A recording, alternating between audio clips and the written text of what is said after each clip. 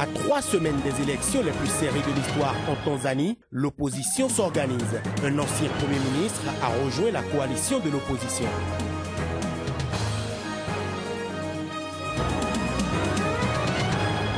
En Côte d'Ivoire, une nouvelle brasserie du groupe Heineken, dotée de technologies modernes, aura une capacité de 1,6 million d'hectolitres par an.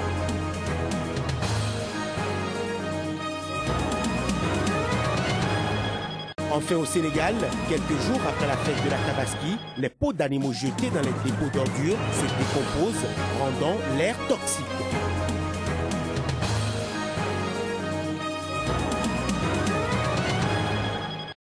Bonsoir à toutes et à tous. Merci de prendre ce rendez-vous d'information sur Sika. En Tanzanie, à 3 semaines des élections, les tensions montent dans ce qui se présente comme les élections les plus serrées de l'histoire du pays. Edouard Lowassa, ancien Premier ministre, a rejoint l'opposition et a réuni ses forces avec les autres forces d'opposition pour construire la coalition Ukawa avec lui comme candidat et sérieux challenger du CCM, le parti au pouvoir et invaincu jusque-là. Suivons Edouard Lowassa, leader de l'opposition et ancien Premier ministre Frédéric Soumaïe. Je voulais avoir une opposition forte. Ce qu'on a eu jusqu'à présent dans ce pays, bien qu'on soit dans un système démocratique de pluralité des partis, nous n'avons jamais vraiment profité du principe de la pluralité des partis car il y avait toujours un grand parti et des petits partis. Donc, je voulais que les partis d'opposition soient également très forts, qu'ils puissent arriver au pouvoir lorsque les gens en ont marre d'avoir un seul parti. Can take over the country when people are tired with one party. Now the opposition is quite strong.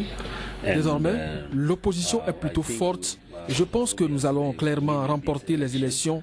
Donc nous n'aurons plus la procédure habituelle d'avoir un seul parti au pouvoir. Les gens vont commencer à voter pour différents partis. C'est bien pour le peuple. Et c'est un avantage pour les gens car ils auront désormais différents partis qui vont travailler sur différents sujets importants plutôt que le parti habituel, le CCM, que les gens connaissent déjà. Because now they will have a different party that will work on different important areas than the.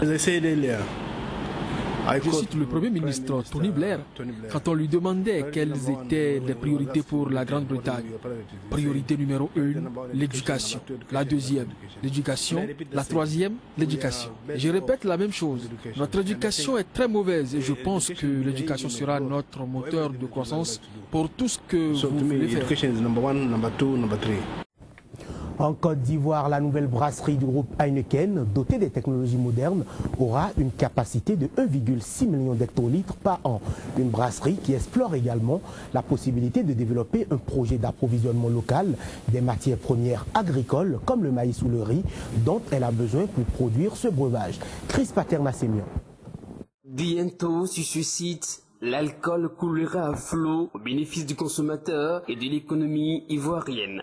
La cérémonie qui nous réunit ce jour sur le site du PK24, qui peut d'ores et déjà accueillir les opérateurs économiques, marque le début de la réalisation d'un important projet industriel, cette usine dénommée Brassivoire, qui est le résultat d'un joint venture entre deux grands groupes reconnus mondialement, à savoir Heineken et CFAO. Et cette brasserie dans la construction nécessitera un investissement de plus de 100 milliards de francs CFA et est une joint venture entre Heineken et CFAO détenue à 51% par le brasseur mondialement connu et à 49% par des groupes de distribution qui comptabilisent plus de 100 ans de présence en terre ivoirienne. Depuis près de 120 ans, la Côte d'Ivoire a toujours été pour notre groupe CFAO un pays de référence, un pays leader de son développement. Avec ses 6 filiales, le groupe occupe aujourd'hui une place prépondérante et emploie plus de 1000 personnes, 1000 collaborateurs en Côte d'Ivoire. Et les nombreux projets qui nous animent aujourd'hui contribuent à la dynamique de notre économie ivoirienne. L'usine, dont la première pierre a été posée par le chef du gouvernement ivoirien en présence des plus hauts responsables des deux groupes, aura une capacité de 1,6 million d'hectolitres par an et emploiera 700 personnes tout en soutenant plus de 40 000 emplois indirects. Au Nigeria, 11 personnes ont été tuées et 39 blessées dans 4 attentats suicides perpétrés jeudi soir à Maïdougouri, dans le nord-est du pays. Selon le quartier général de la Défense à Abuja, 4 kamikazes auraient également trouvé la mort dans ces attentats. Des attentats non revendiqués mais qui ont été attribués au groupe islamiste Boko Haram ayant multiplié des actes similaires visant des civils ces derniers mois, notamment à Maïdougouri, capitale de l'état de Borno, où une série d'attaques avait fait 117 morts le 20 septembre. Au Burkina Faso, la population est désormais en joie après l'arrestation jeudi du général putschiste Gilbert Diendéré, auteur du coup d'État avorté du 17 septembre.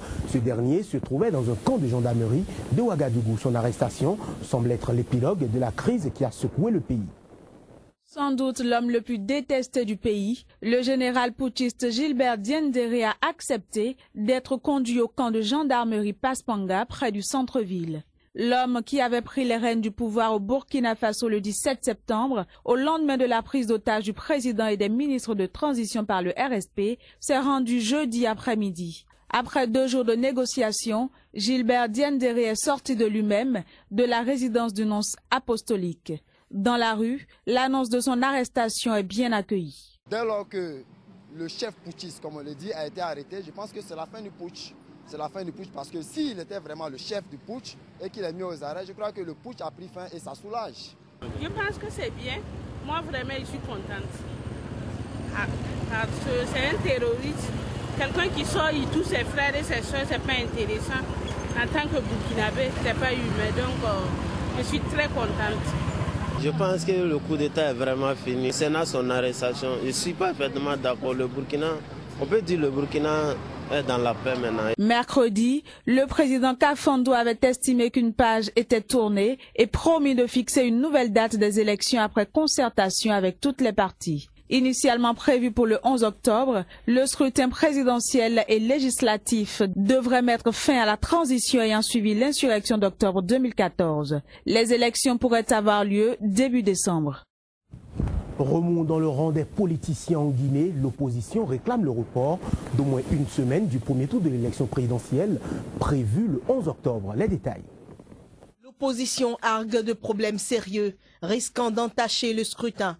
Selon elle, le fichier électoral n'a pas été complètement corrigé, de nombreuses omissions ou inexactitudes y subsistant. Par ailleurs, les accusations de l'opposition contre la CENI, dites aux ordres du pouvoir exécutif, ont été réitérées. Tout étant programmé d'avance et n'ayant constaté de la part des autorités aucune volonté de corriger toutes ces anomalies, sûrement, évidemment, la participation de tous ces candidats non inscrits à ce scrutin serait parfaitement inutile. Ce serait sans intérêt et sans objet. À ce moment, donc, nous tirerons les conséquences qui s'imposent. Le porte-parole de l'opposition a affirmé s'exprimer au nom des 7 candidats en lice contre le président Alpha Condé.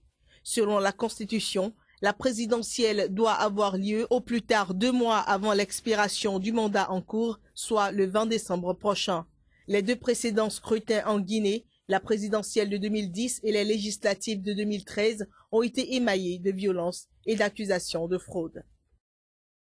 À Dakar, capitale du Sénégal, quelques jours après la fête musulmane du mouton, les peaux d'animaux jetées dans les dépôts d'ordures se décomposent, rendant l'air toxique. À Siras, un quartier qui, en temps normal, souffre d'insalubrité, l'air est irrespirable. Notre correspondant à Dakar s'est rendu sur les lieux. Dans ces quartiers de Dakar, les odeurs troublent la vie des habitants. L'atmosphère trop polluée empêche presque la respiration et oblige les passants à se boucher les narines. Cet air toxique s'explique par la décomposition des peaux de moutons abattus les jours de la Tabaski. Chaque année, c'est pareille situation qui se produit. Au lendemain de la fête de l'Aïd el-Kabir, les populations viennent dans cette localité déverser des peaux de bêtes. Il s'y ajoute également des déchets, comme vous l'avez eu à le constater ici au niveau de Seras. Ce qui fait que l'atmosphère est devenue invivable. C'est une situation catastrophique que nous déplorons. Et ça a duré des années et ça perdure. Ces images reflètent celles d'autres endroits dans la capitale sénégalaise après la fête du mouton. En revanche, à Seras, cette insalubrité avec ses odeurs nauséabondes est un quotidien. C'est donc une situation qui vient aggraver des peaux de moutons de Tabaski. La présence des marchés à bétail dans les environs Et les dépôts sauvages d'ordures ne sont pas anodins. Seulement de l'insalubrité à Dakar qu'il est temps d'éradiquer. Il faudrait qu'il y ait une large concertation sur ces questions d'environnement. Les élus locaux, les partenaires au développement, les populations devraient s'asseoir autour d'une table et discuter pour que de pareilles situations ne soient plus dans nos quotidiens.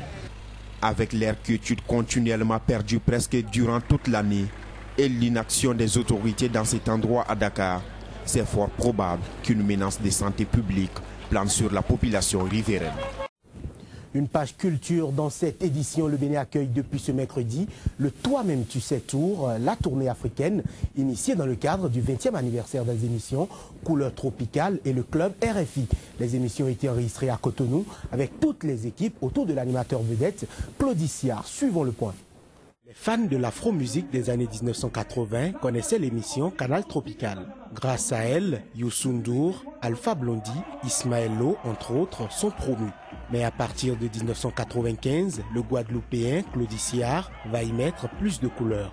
Canal Tropical devient Couleurs Tropicales. Je pense que 20 ans de Couleurs Tropicales, c'est le reflet du sérieux que Claudie Siard fait au quotidien et l'accompagnement qu'il fait aussi au niveau des artistes. Une occasion toute trouvée pour Claudie Siard, animateur vedette, et son équipe de se rendre dans une dizaine de villes d'Afrique et d'Haïti à la rencontre des artistes et du public, et ce, depuis décembre 2014. Outre Couleurs Tropicales, le club RFI, animé par Eric Amien, fête aussi ses 20 ans. Le premier club RFI d'Afrique a d'ailleurs vu le jour à Cotonou. L'occasion pour les artistes musiciens, aussi bien traditionnels que modernes, de prester. Claudie Siard, messager entre le Nord et le Sud, entre les artistes et des millions d'auditeurs, parle de la particularité de cette descente. Je crois qu'il y a des caps comme ça un peu symboliques.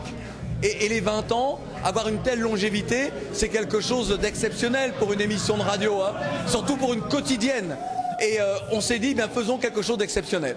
Et le Toi-même tu sais tour prenait tout son sens. Aller dans des pays où nous étions allés souvent, et parfois pas d'ailleurs. Et on va beaucoup plus loin puisqu'on va sortir une compilation également. Et puis il y aura un DVD de l'histoire un peu en images de Couleurs Tropicales et de l'histoire donc pour le CD en musique de Couleurs Tropicales. Un tourbillon d'amitié et d'enthousiasme partagé dans les 4 coins du monde. Claudie Siard, c'est l'Afrique musicale d'une autre valeur et c'est le Sud en mouvement, tout simplement.